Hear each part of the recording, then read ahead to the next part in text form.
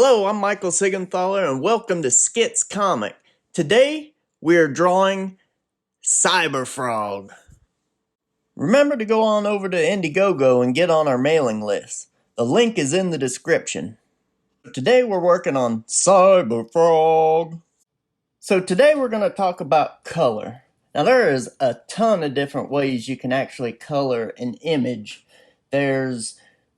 Just go online, really. Go online, check out all different ways to color comics, color paintings, all types of digital ways of coloring. You'll find a plethora of different ways. Now, you can go in here and you can separate every individual thing out and paint it individually, or you can kind of take the entire image as it is and just paint over the entire thing. Now, that's what we're going to do with this one and what you're seeing right now. But I actually started it out with a photo. And the reason why I started it out with a photo is because I actually wanted to get all the colors of a swamp. And the best way to do that is just to take a really good picture of a swamp, blur it out a little bit, and just throw it in there. You got your brights, you got your oranges, all your different shades of greens. It really gives you a lot of different stuff that you can start out with and work from and pull from when you're starting your image. So what I'm starting to do here is I'm starting to shade out and frame the image. I'm taking those things that are in the front of the frame and darkening them up. I'm also making sure that I keep stuff in the background lighter. That way I can get a good depth of field in here. Now, I kind of wanted to jump in and do a little bit of detailing right out the bat. It's like, just dig right in.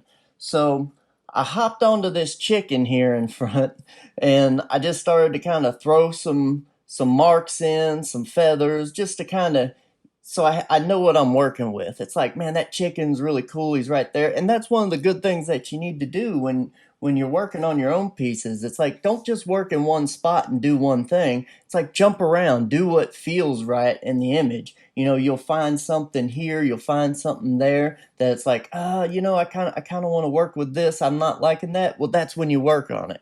And then you see something else. It's like, oh, I really like that. Well, you work on that then. There's no rules to this. You just kind of got to find your own way. And what I'm doing right here is I'm just finding my own way. I'm working on little bits here and there. It's like, okay, I see something there I want to work on. I work on that for a while. Like I'm working on this tree. I'm working on this shack. I kind of want to go back to the chicken. I really like the details that are going on this little bridge, this little dock I got here. So I'm gonna hop into that as well. It's like, just move around and get into it. And again, I'm not using that many brushes. All I'm doing is just using one brush to do all of this, and I'm picking and choosing my colors from the image that I put down behind it. That's important. Just keep pulling from what you already got there and darken and lighten things up. That way everything has the same color palette and it seems to flow together. It's really, really important that you get that sort of flow going in your piece. So I decided to hop in on Cyberfrog now. I'm looking at him, I'm like, okay, let's try and hop in and dig into this now. Let's start making him look like something. Let me try and work that face, work the different parts of his body. Let me try and throw some details in. I really felt like I needed to get some foreground stuff going before I moved any further. So I'm just sitting here and I'm just painting. I'm just picking colors that I already have laid in there and I'm just making it happen. Now don't be afraid to use some photographs to just get a little bit of texture stuff from time to time. Now there's a particular look that a swamp water will actually look like. And what I wanted to do is I just wanted to grab a little bit of that texture and throw it in there. I was like, let's try and get some of that texture. Let's throw it in and then we can work from there. So I just went out and grabbed some photographs of a swamp and plopped it in there to work from it. Don't be afraid to use photographs. Photographs is so huge for you. You got to have that reference material to work on things. you can't keep everything in your mind. That's something that I thought I had to do when I was a younger artist. I felt like I had to do everything from my head. I had to pull everything from my mind. You don't have to do that.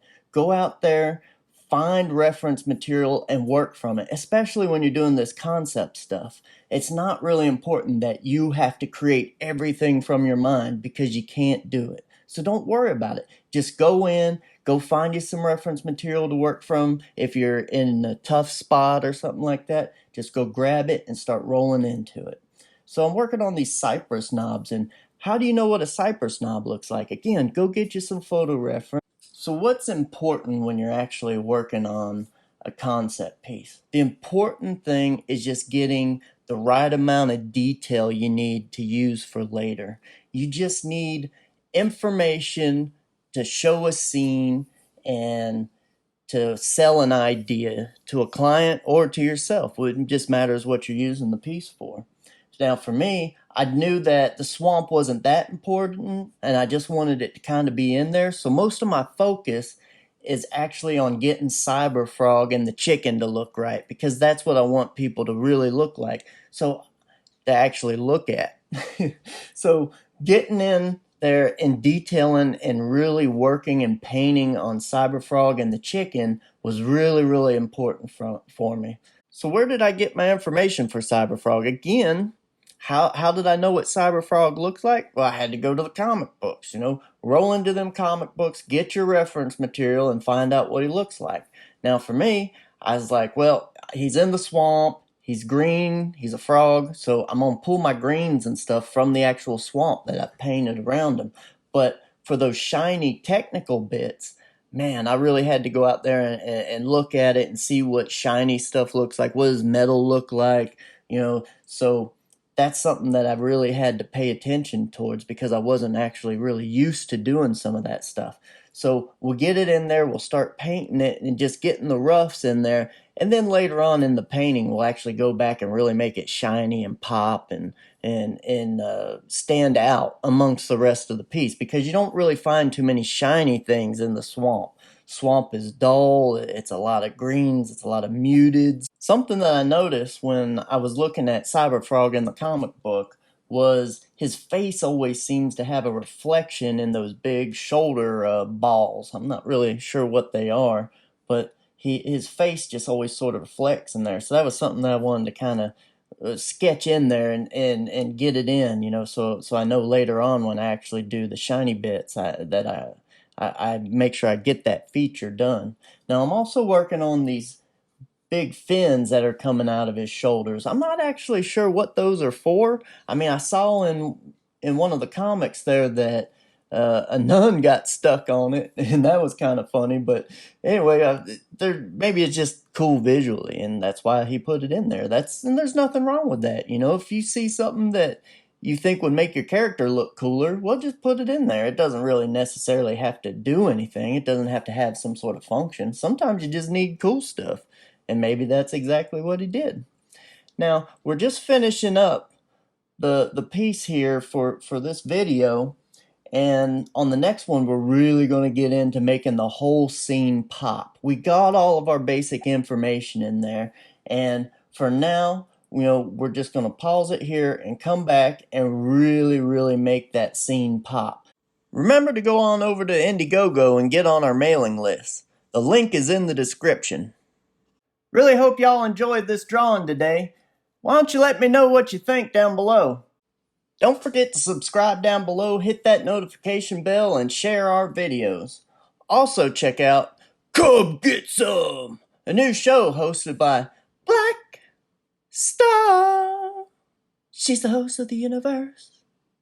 Doo doo.